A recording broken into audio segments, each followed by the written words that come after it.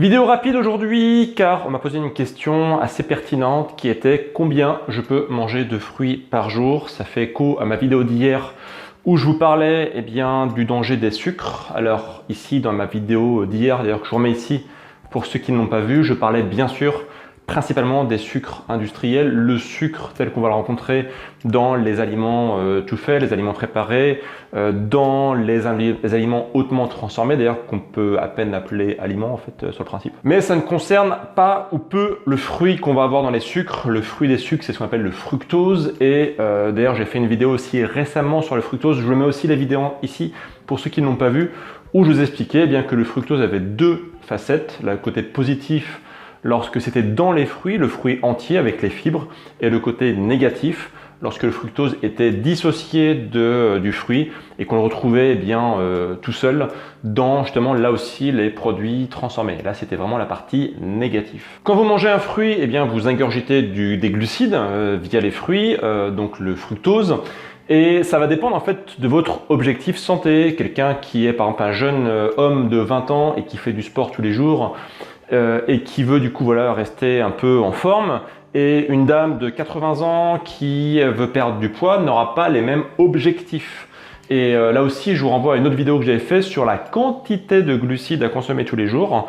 Et ça va dépendre vraiment de vos besoins. D'ailleurs, cette vidéo, je vous la mets aussi ici pour ceux qui n'ont pas vu. Je vous donne en fait des différents paliers à respecter pour savoir quelle quantité de glucides consommer chaque jour. C'est un point important. Et donc, il faut inclure forcément les fruits dedans. Quelle quantité de fruits peut-on manger tous les jours? Suivant votre objectif, ça va être différent. Si par exemple, vous souhaitez perdre du poids, et on va dire qu'en moyenne, se limiter à 3 fruits par jour, c'est bien, puisque du coup vous allez essayer de ne pas consommer trop de glucides.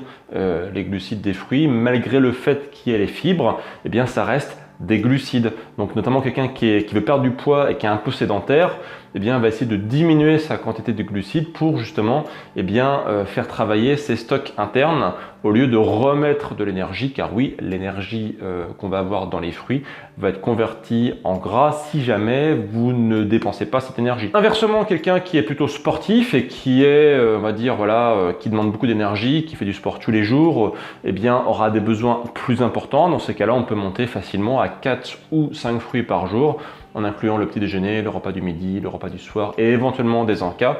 Là, il n'y a pas trop de soucis.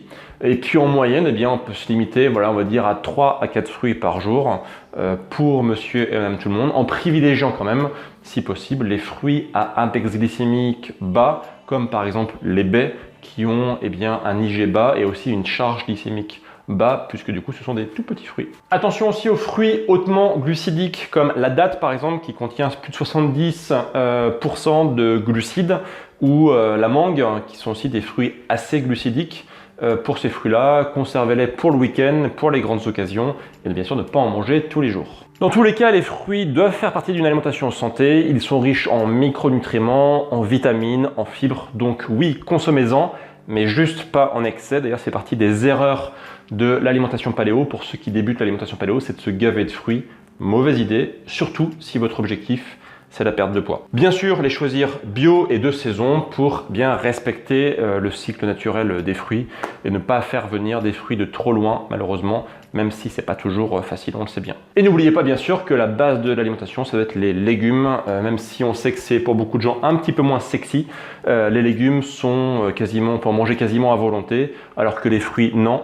D'ailleurs, je connais quelqu'un dans mon entourage qui était devenu du coup un peu frugivore sur les bords et qui a fait du coup une stéose hépatique, c'est-à-dire en fait un foie gras en mangeant justement trop de fruits. Donc bien sûr ce sont des cas extrêmes, mais ce sont des choses qui ne peuvent pas arriver avec les légumes. Donc voilà, les fruits, ne pas en abuser, juste en manger de façon raisonnable.